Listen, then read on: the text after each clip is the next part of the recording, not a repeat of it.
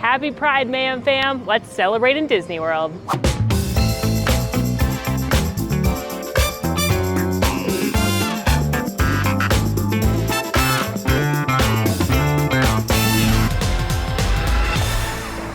Hello, Mayhem family. Once again, happy Pride. Today we are celebrating in Disney Springs, where we're gonna go around and try a bunch of the Pride exclusive eats and drinks. And along the way, I'll be sharing some stories from some of the LGBTQIA+ Disney community. These are people that have done everything from design the original monorail to write some of the most famous Disney songs of all time. I'm so excited. I cannot wait to eat all the rainbow snacks. Can't wait to share these stories with you. So let's get to it. First up, we're headed to Emirates Patisserie. This is a very fancy bakery that does all those most beautiful desserts, the little mini petite cakes and the dome cakes. And of course, they have a beautiful rainbow dessert waiting for us. I mobile ordered it, but before we pick it up, look how beautiful this little mermaid cake is.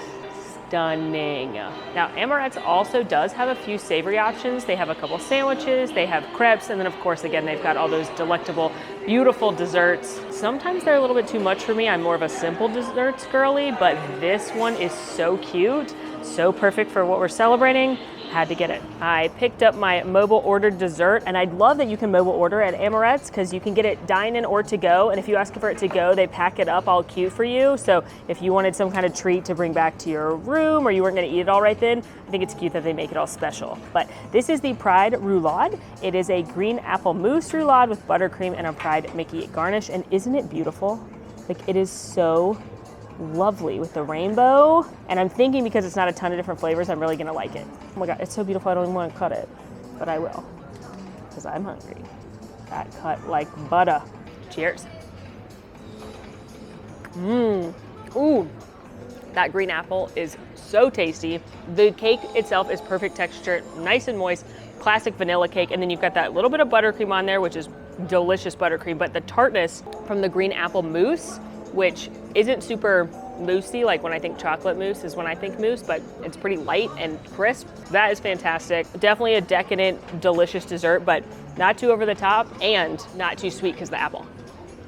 And you know, it's so fitting that they had a Little Mermaid cake in there because the first person we're gonna talk about is legendary songwriter Howard Ashman. Even if you don't know him by name, I'm gonna say there's 100% chance that if you're watching this channel, you know one of his songs because he wrote the music for Aladdin, Beauty and the Beast, and The Little Mermaid, some of the most well-known and popular Disney songs of all time. In fact, Billboard just came out with a list of the top 100 songs in the Disneyverse, which included movies, theme parks, TV shows, DCOMs, and everything, and Part of Your World ranked number 1. Wish I could be part of that world. Howard Ashman is a theater kid who grew up in Maryland and ironically played Aladdin with the Children's Theater Association, amongst many other roles. After graduating with a master's degree in fine arts from Indiana University, he went on to write plays and songs. And the first thing he was really well known for was writing Little Shop of Horrors with a familiar name to you, I'm sure, Alan Menken. Little Shop of Horrors went on to become a smash success on Broadway and even grew a film adaptation in 1986, where Howard got his first Oscar nomination for a song he wrote for the movie. In 1986, he was brought in by the Disney Company to write lyrics for a song for Oliver and Company. That song, Once Upon a Time in New York City. While he was there and obviously crushing at his job, Disney pitched that he worked on another film they were doing at the studio, The Little Mermaid. Howard wrote the lyrics, and longtime friend and obviously incredibly talented musician Alan Menken did the music. One of the most famous stories about Howard Ashman is that he got in a huge fight with Jeffrey Katzenberg, who oversaw the studio at this part, over the song Part of Your World. Jeffrey said that no kid would sit through such a long, slow song at the beginning of the movie, and he demanded that it be taken out. Now, if you watch interviews with people that were at the studio at this time, they said they've never seen Howard as angry as when Jeffrey Katzenberg threatened to cut Part of Your World. They said he turned red and said, "You will cut this song out over my dead body." He said the movie needed the I Wish song, which is a term that they use in a lot of theater productions and in a sense become a very popular thing in Disney movies, but it is the song where the main character lays it all out there. They say their heart's hopes and desires and their wishes, and from that moment forward, you're supposed to be endeared to the character, to fall in love with that character, and then be rooting for them to get that thing throughout the rest of the movie. Howard said we needed part of your world to fall in love with Ariel, to root for Ariel so that she could be part of the human world. Jeffrey Katzenberg has since apologized, but can you imagine Little Mermaid without part of your world? I certainly cannot. Of course, Little Mermaid ended up being a smash success, and that's the movie that brought Disney the Disney Renaissance. Disney had actually been failing at the box office. They were beaten by the Care Bears movie the year The Black Cauldron came out at the box office, and it was Little Mermaid that turned it around. And I like to believe that the beautiful music by Howard and Alan is a huge part of the success of Little Mermaid. But I'm not the only one that believes that, of course. It's a smash success, and they won an Oscar for Under the Sea. One of my favorite history documentaries about Disney history is called Waking Sleeping Beauty. I believe it's on Disney Plus right now, but it's about the Disney Renaissance, and there's this incredible clip of Howard describing to the animators what Under the Sea would be like. And he's kind of singing the words that he's written, and he's saying, and then these fish over here will do this, and then this fish over here will do this. And it's so incredible to watch the genius and then know the scene that played out. While working on Little Mermaid, Howard also pitched Aladdin to the Disney studio as its next animated film. They kind of put it on the back burner for a little bit, but eventually, of course, they greenlit Aladdin, and Howard and Alan wrote the music, or at least part of it. Unfortunately, Howard passed away before the music could be finished, and Tim Rice took over. But before Aladdin hit theaters, there was Beauty and the Beast. Howard and Alan were working on Aladdin at the time when they were asked to come and, quote, save Beauty and the Beast, which, believe it or not, was not going to be a musical. What? My brain doesn't even compute the idea of Beauty and the Beast not as a musical.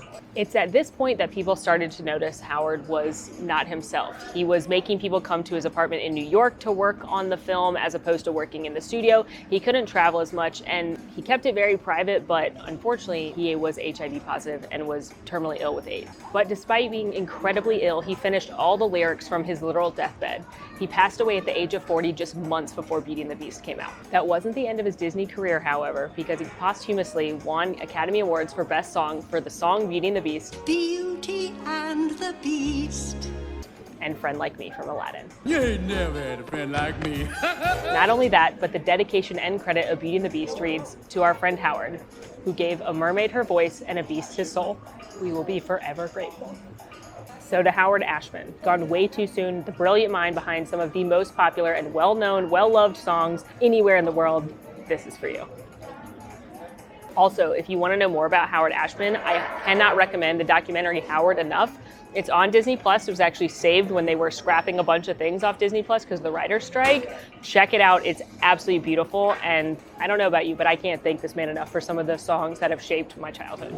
Before our next Pride treat, I'm going to pop into World of Disney right here. This is the largest Disney character store in the United States, and check out the Pride collection. They have a lot of really fun stuff, including the ears I'm wearing right now, but I want to scope everything out. As you can see, there is a ton of Pride merchandise this year, and I like how they've divided up at least this display as Marvel, Star Wars, and just kind of general Disney Pride. There's a lot to look at, so let's do a rapid fire merch roundup. Before we do that though, I do want to read this little tag that's on all the merchandise. In celebration of Pride and the company's Pride collection, the Walt Disney Company is giving funds as part of our ongoing commitment to organizations around the world that support LGBTQ+ communities. To learn more, visit twdcpridecollection.com. Despite my announcer voice, this video is in no way sponsored or anything by Disney. I just know people are going to ask in the comments if any donations were being made, and there's your answer. In the Pride collection, you have a button-down shirt, Mickey hat ears, teal tank top, spirit jersey, hoodie, backpack, glasses, mug, ice bucket, blanket, t-shirt I might buy, comfy shorts, pink t-shirt, necklace, ornament, plush Stitch, plush Mickey, baby outfit, slightly larger baby outfit, ears, fanny pack, fan, child t-shirt, white adult t-shirt, zip-up hoodie, hat. Moving along to the Star Wars specific goodies, a baby droid, cropped t-shirt, kids droid t-shirt, rainbow droids. And in the Marvel collection, we've got a lounge fly, ball cap, America Chavez ears, I Love You 3000 kid shirt that I'm probably gonna buy an extra large of, a Spirit Jersey brand tank top, and a button down. As you can see, lots and lots of good stuff this year. How bold and bright the main pattern is. I love the tie-dye pattern. I think the merchandise is very fun this year. Clearly already bought a few things. I wish you could buy like these paintings as a print, because I think the BB-8 as well as the Mini over here is super duper cute. But you can get a lot of this stuff on Shop Disney as well. But for me, I think it's time for another treat and another story. Next up, visiting this little kiosk right here, the Wetzels Pretzels kiosk. There's a Wetzels Pretzels kiosk here at the stage across from World of Disney, and there's also one near the Coca-Cola store by the Haagen-Dazs. I have not been to a Wetzels Pretzels and I can't even remember how long, but I have smelled them and they smell delicious. And of course I wouldn't be going if they didn't have an awesome themed treat, which, not gonna lie, one of the ones I'm most excited about on the list today. All right, here we go, very excited. Okay, well, I'm still very excited despite that most of my Fruity Pebbles seem to be still in the bag. But this is an exclusive and brand new treat. It is a pretzel with a glaze on top and then Fruity Pebbles. You know, we're gonna try it before we pass judgment. Okay, yeah, the bites with the Fruity Pebbles are better. And yeah, I wish that the Fruity Pebbles had stayed on. That's not great, but the great news is a Wetzels pretzel, delicious. It's buttery, it's soft, it's slightly sweet because of the glaze, and then when you do get a good amount of the cereal, you get that crunch and fruitiness. I love it. It's a perfect, not too sweet treat, you know what I mean? And while I consume my Fruity Pebble pretzel, let's talk about Darla K. Anderson. Originally from Glendale, California, Darla's Pixar story begins at a screening of Tin Toy. It was one of the earliest Pixar shorts. She watched it and decided she wanted to work there. She up and moved to San Francisco and worked as a flower delivery person until they finally hired her 18 months later in 1993. Initially, she worked on commercials and shorts, but then became a producer on A Bug's Life and eventually became the executive producer of the attraction version of A Bug's Life, It's Tough to Be a Bug at Disney's Animal Kingdom. She continued to climb the ranks at Pixar and eventually produced films such as Monsters, Inc., Cars, Toy Story 3, and Coco, among other shorts, and working on other films. She began dating her wife while working on Monsters, Inc., and ironically, her wife was the producer on Monsters University. But they have said that they choose not to work on the same project so that their home life and their work life, despite working for the same company, can be a little bit different. You know, different projects like producing Monsters, Inc. versus Monsters University. Now, if you're a Pixar fan, then the name Darla probably perked up an ear, and not because of the Darla Anderson we're talking about, but because of Darla, the bratty little girl in Finding Nemo. Fishy! Wake up! That's not a coincidence. My favorite thing I learned about Darla when researching for this video is that she used to play pranks on her coworker Andrew Stanton. He directed Finding Nemo, so to get back at her, he named the little girl that would always mess with her fish, Darla, as the ultimate prank, which I find very funny. Darla continues to work for Pixar, and she even got an Academy Award nomination for Toy Story 3, which was the third animated film ever to be nominated as a Best Picture. Not a Best Animated Picture, a Best Picture after Up and Beauty and the Beast being the first, and then she won for Best Animated Picture with Coco. So to Darla, a woman who has produced some of the best Pixar films of all time, from Bugs to Cars to Alebrijes, this delicious rainbow pretzel is for you. Cheers. Took some incredible photos at the PhotoPass studio.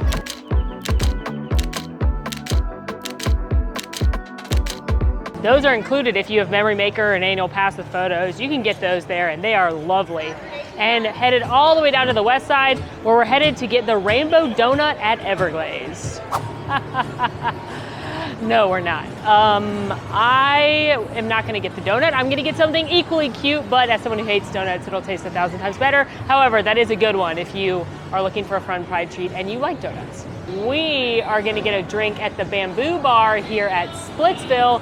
Yes, this is the bowling alley, but did you know you can actually go to the outdoor bar or the Bamboo Bar and order just food and drinks? And they actually have surprisingly good food for this being a bowling alley. I think the food's a little underrated. They've got sushi and burgers and pizza and all kinds of stuff, but we're actually here for a drink. Welcome inside the Bamboo Bar. You can actually sit outside or inside and take a look at my adorable beverage, or should I say 3 beverages? This is their specialty Pride flight that they have just for this month. Although they do frozen drink flights all the time, this is a special one, obviously. The middle one is the Miami Vice, which normally is a strawberry daiquiri and a pina colada, but here they do a pina colada and a rum runner. Their rum runner is 151 rum, blackberry brandy, cream to banana, pineapple and lime. Pineapple, who am I? Pineapple and lime.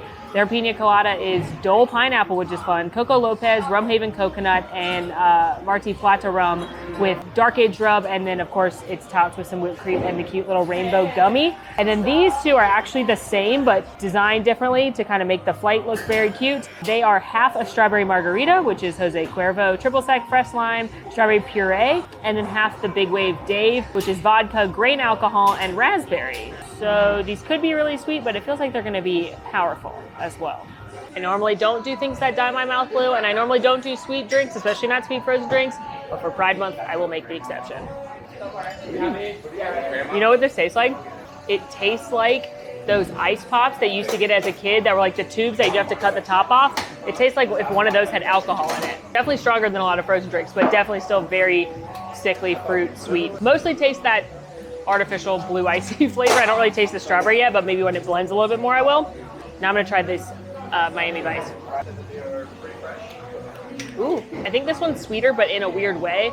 I think the other one's more artificially sweet, but I think this one's more sugary sweet, if that makes any sense. I can't really taste the alcohol in this one either, which I think is what's making the difference. First sip, I could taste more of the bottom drink. I didn't taste a lot of the coconut, but it's a refreshing frozen beverage. And very cute. Now, because I have 3 drinks, it would only make sense if I talked about 3 different people. We are gonna talk about Patty Harrison, Talisa Garcia, and Juliana Joel, all who have something very important in common and have done something very important for the Disney Company. Let's start with Patty Harrison. She's from Ohio, and she's known for shows such as Shrill, Q-Force, and The Great North. She's known for her bold comedy, but we're talking about her today because she's the first trans actor to voice a Disney character. In Raya and the Last Dragon, she is the voice of the Tail Chief. Drinking right along to Talisa Garcia. She is a Chilean actress and known for Baptiste on BBC. She's the first trans person to be cast by Lucasfilm for the show Willow, which was on Disney Plus, in the role of Queen Ariana. And last but certainly not least, Juliana Joel.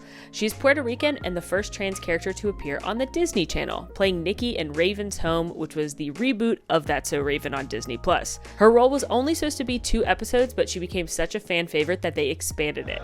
While these 3 characters may not be as impactful or well known as something like Part of Your World, it's still important to acknowledge the history that was made with each of them.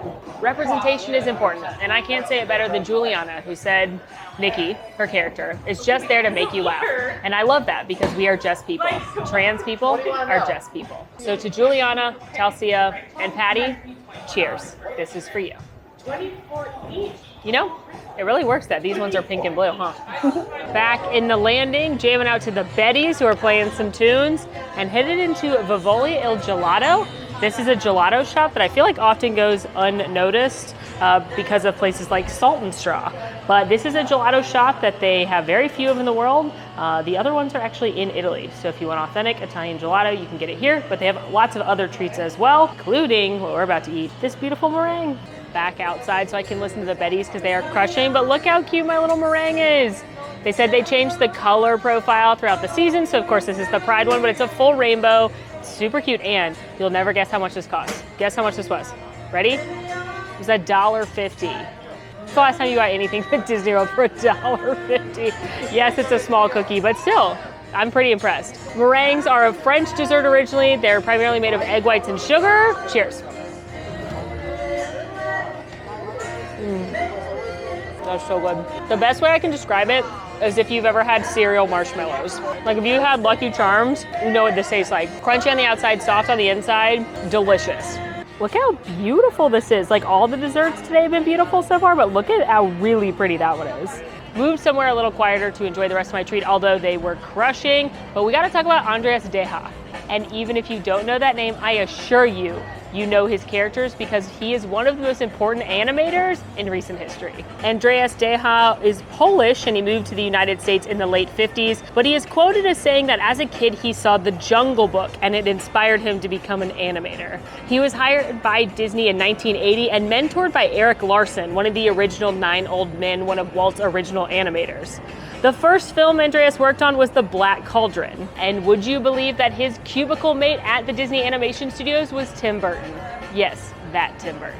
In his over 40-year career, Andres has animated some of the most iconic Disney characters, including King Triton, Mama Odie, Roger Rabbit, Tigger, Lilo, and Hercules. And he's currently the resident expert on Mickey Mouse. Most notably though, Andres is known as the Renaissance Villain Man because he was the primary animator responsible for Gaston, Jafar, and Scar. Simba, it's to die for.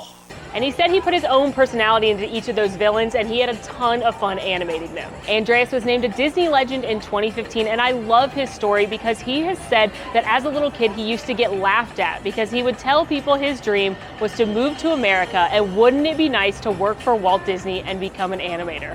People told him it would never happen, but I guess he's laughing now. So, Andreas, to you, the king of villains, the animator of so many incredible characters, cheers. Thank you for your characters. Not going too far for this next treat, we are headed into the brick and mortar Joffrey's. Yes, the Joffrey's, whose carts around the parks provide my most delicious, my precious shaky Jamaican. But we're not here for a shaky Jamaican, we are here for this giant Pride donut. No, I'm just kidding again. I'm obviously not getting donuts. However, these are very cute, and all the donuts at the Joffrey's carts and the store are done by Donut King, which is a local Orlando donut bakery. Every one of my friends that loves donuts says these are the best. So if you like donuts, check this one out. But we are here for the coffee. Here is my incredibly adorable Nitro cold brew. So at the Joffrey store, you can do ripples art on certain coffees. You can do the Nitro cold brew for something cold, or you can do like a latte or cappuccino, anything with foam on it that's hot. And you can actually upload a selfie or another picture if you'd like to put your own picture on there. And then they've got some preset designs, some generic ones. They've got a couple Disney designs, or obviously they have this lovely seasonal design. They also had one that said love is love. But it's only 50 cents to add a design to your coffee. I think this is so much fun and definitely worth it. And it's just a little way to celebrate with a caffeinated beverage I'd be buying anyway, let's be honest. Cheers. Delicious. Their Nitro cold brew is great. Now, I prefer the Shaky Jamaican, which is their cold brew that's got like coconut and caramel and other flavors in it. It's my all-time favorite coffee. But the Nitro cold brew is very good. It's sippable, it's smooth. I drink it black, but you could get something added into it, but you can't get anything printed on the Shaky Jamaican. And so this was my choice, but it tastes great. And while I sip on and enjoy this coffee, let's talk about Bruce Vaughan. Bruce Vaughan first worked for Disney by joining Walt Disney Imagineering in 1993 as a senior technical specialist. One of his first jobs included show writing, most notably for the Spaceship Earth revamp happening around that time. That would be the Jeremy Irons as narrator version. Bruce also became the creative executive of Tokyo Disney Sea, where a big part of his role was to blend the Western Disney culture with the Japanese culture and heritage and make sure it was a seamless blend and would be wonderful for everyone that visited. He also oversaw creative development of Hong Kong Disneyland, specifically the Grizzly Gulch, Toy Story Land, and Mystic Manor. Domestically, he worked on the revamp of Disney California Adventure in 2012, which primarily included Cars Land. He also worked on the Star Tours revamp. A few years ago, he actually left the Disney company and went to a VR company and then was at Airbnb, and he triumphantly returned to Walt Disney Imagineering just a few months ago as the Chief Creative Officer. Because of his incredible attention to detail and amazing storytelling, he was welcomed back, and I'm super excited to see what Bruce brings us next. So to you, Bruce, thank you for all your incredible and creative work at Disney parks around the world. Happy to have you home. Cheers. Next stop, the infamous Gideon's Bakehouse. This is the incredible cookie shop where you've got those half-pound cookies, giant slices of cake, incredible cold brews. It is insanely popular. Most of the time when you come to Gideon's, you actually have to get in a virtual queue, and they'll text you back when you can come in. It's usually multiple hours. So if you want to come to Gideon's Bakehouse, you need to come here right when you get to Disney Springs and get your name on the list. Now, I'm actually here on a Monday, so the line wasn't too long. I've been waiting in line for about 15 minutes, and I didn't have to put my name on a list or anything. They're going to give you a little card when you check in line, so you can start mulling over what you'd like, because of course they have a variety of seasonal treats, different cookies. They have ones that they have all year round. My favorite of those is either the cookies and cream or the peanut butter crunch. They do the big cakes. Oh, I also really like the morning exclusive coffee cake cookie. That one is incredible. I love the cold brews as well. Of the ones they currently have, I like the peanut butter. I'm hoping they bring the ginger snap one back at some point. But Gideon's is one of those places where you're like, there's no way these cookies can be worth all the hype and all the mess. But they are. We're not here for cookies though, shockingly. Or coffee, which is more shocking. All right, welcome in. I wish you could smell through the camera because it smells heavenly in here. If I were to describe Gideon's Bakehouse aesthetic, it would be if the Haunted Mansion had a bakehouse. It is just so cool in here. It smells, oh, I could talk about the smell all day. They actually have a candle though. If you want your house to smell like this, it can. Not only does Gideon's Bakehouse sell amazing cakes, cookies, and coffees, but they also have some really cool merch, including some items for Pride. They've got a t-shirt, they've got a pin. Oh, I'm obsessed with this place. I haven't been here in a while just because it is such an ordeal to come, and I just, look at it. Look at the pin, it's so cute. Their little bat logo with the rainbow wings, and then they have the t-shirt as well. Do I need to buy the t-shirt? I wasn't planning on it, but may end up in my bag. Creeping outside my favorite spot at Gideon's. Again, not getting a cookie, not getting a coffee. What did we get? Cake. This beautiful rainbow crunch cake. I've always wanted to eat a rainbow cake like this. I think they're so beautiful, and I'm finally excited to do it, and I'm so glad it's a Gideon's cake. This is a multi-layer vanilla funfetti cake, and then it's got rainbow colored marshmallow buttercream, and it's topped with some rainbow crunchies. Also, she's messy. Pro tip at Gideon's, always ask for extra napkins. Even if you're just getting a cookie, I promise you're gonna want extra napkins. It's like the best birthday cake you're ever gonna have. Think of the best like classic birthday cake or funfetti cupcake you've ever had, and it's that times a million. And I'm admittedly not a huge cake person. I'm a ride or die cookie girl. If I could only eat one kind of dessert for the rest of my life, it would be cookies. Over pie, over cake, over cupcakes, over ice cream, over brownies, over anything, I would eat cookies. And cake's actually pretty low on the list. But Gideon's does things right. It is moist, it is delicious. The buttercream is obviously a lot of it, but it's still not overwhelming. I don't know if anyone could sit and eat one of these whole slices in one sitting alone, which is why I'm very glad they package it to go, because their desserts are massive and over the top, but it's truly worth the hype. And also the little rainbow crunchies are like within the cake, which is adding a nice fun texture moment. So the only thing I don't like about this cake is that it's getting my hands incredibly dirty, but that is a price I'm willing to pay. And while I work on this massive piece of cake, we're gonna talk about Lisa Girolami. Lisa is a graduate of California State University and started her entertainment career in movies. She was a production exec on films such as Honey, I Shrunk the Kids, Who Framed Roger Rabbit, Three Men and a Baby, Dead Poets Society, and many other famous films that you've probably heard of. She actually then went to Disney's biggest competitor, Universal, and served as a senior creative producer, heading up the team for Seuss Landing at Islands of Adventure. She eventually, of course, made the jump to Disney Imagineering and has been in charge of a lot of key projects. She was instrumental in the revamping of Disney California Adventure, particularly working on Buena Vista Street, Paradise Pier, and Cars Land. Her favorite, though, at the California Adventure revamp was Ariel's Undersea Adventure, that slow-moving omni-mover attraction that puts you in the story of The Little Mermaid. We have basically the exact same one here over at Magic Kingdom. She said it's her favorite, though, partly because of the challenge of that attraction, making things look like they're underwater, particularly their hair. She also said her favorite scene was the Ursula, which I guess I'll have to forgive her for. Other projects of Lisa's include the revamps of Big Thunder Mountain Railroad, Alice in Wonderland, and Peter Pan's Flight, 3 Disneyland park attractions that she helped revamp and revitalize and add some new effects to. Particularly on Big Thunder Mountain Railroad, she worked on things like the sound effects and the dynamite explosion scene.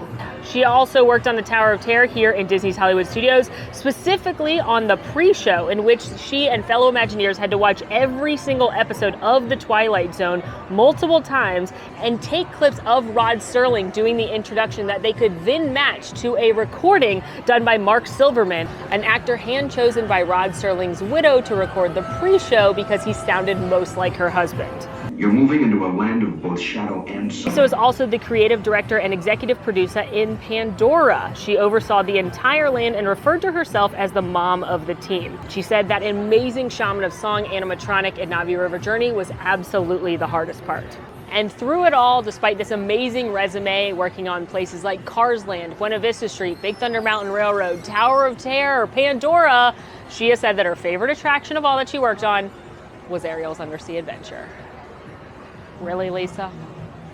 Nowadays, Lisa is retired from Disney and spends her time writing young adult romance novels featuring characters she wished she had seen when she was growing up. So Lisa, from Tower of Terror to Big Thunder Mountain Railroad to Cars Land, and yes, even Ursula, this delicious cake is for you. Cheers. Last stop of the day, Chef Art Smith's Homecomin. This is one of my favorite restaurants in Disney Springs. Southern comfort food to the max. Now, I don't have a reservation despite this being one of the most popular restaurants in Disney Springs because I usually have pretty good luck as a single person or a small party sitting at the bar where they serve the full menu. That's one of my pro tips. So let's hope my own advice works right now. My tip works. There was actually plenty of seats on the back side of the bar. So if you can't score a reservation, always ask about 1, walk-ins, and 2, if there's available seating at the bar. Now, Chef Art Smith Homecomin gets a special shout out because of Chef Art Smith, proud gay man. He is the cruise director here at Homecomin. He is the owner. He is the chef. He's a James Beard Award winner. He was Oprah's personal chef for over a decade, and his food is incredible. Like I said, one of my favorite restaurants in all of Walt Disney World. I love their thigh-high chicken biscuits with this famous fried chicken and pickles and cheddar cheese on top. I feel like I'm gonna have to order some to go with my drink. But shout out to Chef Art Smith for creating a place of love and delicious food. Speaking of, we got Food is Love right here on my squeeze bottle. So here at Homecomin, they are known for their moonshine cocktails. They have a variety of different moonshines. You can do straight moonshine, you can do a flight of moonshine, or you can do their moonshine cocktails. The reason the squeeze bottles are cool, besides being adorable, is that you can purchase a 16-ounce drink of any of the moonshine drinks for $15, or you can get the 22-ounce squeeze refill for $23. But the cool part is you can refill the squeeze bottle for the $15 price. You can just come up to the bar, they've got an outdoor bar as well, and get another drink. And it doesn't have to be that same day. It can be another day on your vacation or a different vacation entirely. And not a lot of people know this, you can actually fill it with non-specialty, non-alcoholic drinks like soda for free. So if you're gonna come to Disney Springs and you like a cocktail, it may be worth checking out.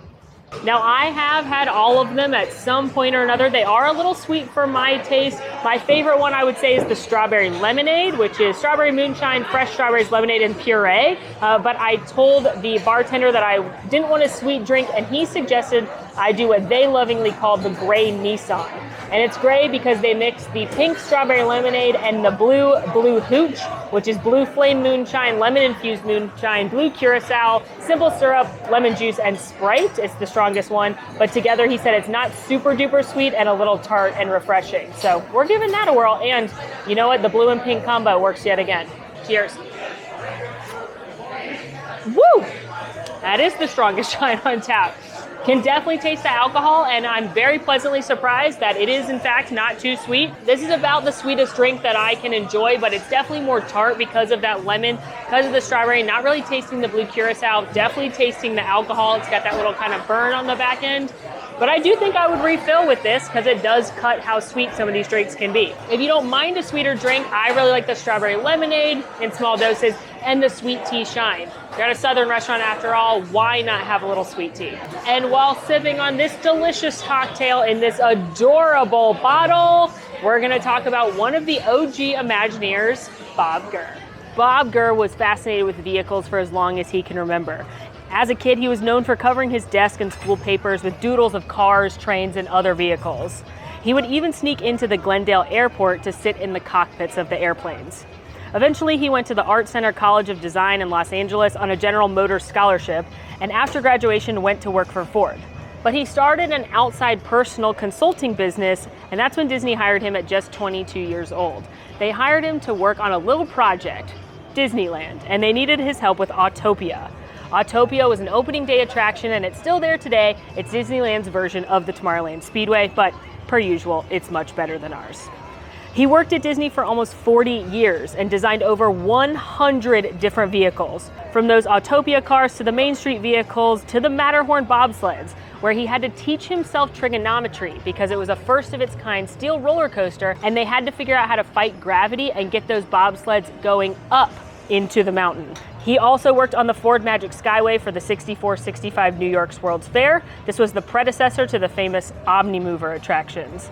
He also worked on the Doom buggies for Haunted Mansion, one of those famous Omnimovers, as well as the famous Disney monorails.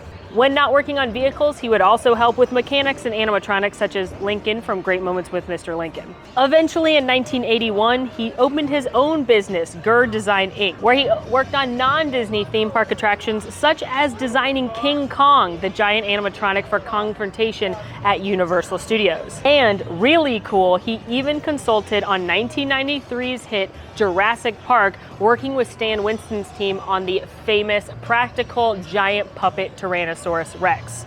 He was very rightfully so named a Disney legend in 2004. Now, Bob has been asked, what was it like to work for Walt Disney, to work at WED Enterprises in the 50s and 60s as a gay man? And he said that Walt knew, he never cared, he just wanted people to get the job done. And out of the, again, over 100 vehicles that he designed for the Walt Disney Company, when asked his favorite, Bob said it was the Main Street fire engine he designed for Disneyland. In fact, he used to sneak in before the park opened and drive it up and down Main Street. And the last official photograph of Walt Disney at Disneyland is sitting with Mickey Mouse in that fire engine. So Bob, this is for you. From the Matterhorn to the monorail, the fire engine to the T-Rex in Jurassic Park, thank you for all of your magic. Cheers.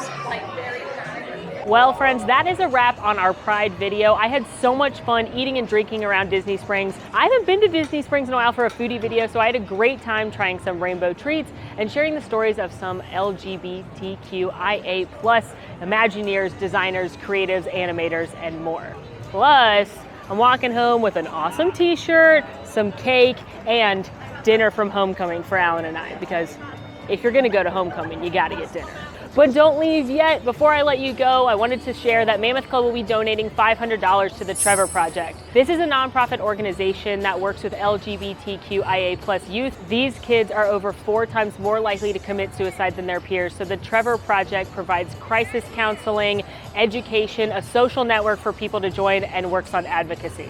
They're an incredible organization. We've donated to them before. In fact, thanks to you, the Man Fam, we raised over $11,000 last holiday season during a charity stream. So thank you for donating then. Thank you for considering donating now to such an important cause, now more than ever. Also, thank you so much for being here for these types of videos. I know they're not as flashy as like seasonal events or some of the challenges, but I really have a great time making these. I love researching and learning more about people I don't know that much about that have made these stories and these parks and these places that we all know and love come to life. So an extra thank you for being here for this one. I hope you enjoyed it.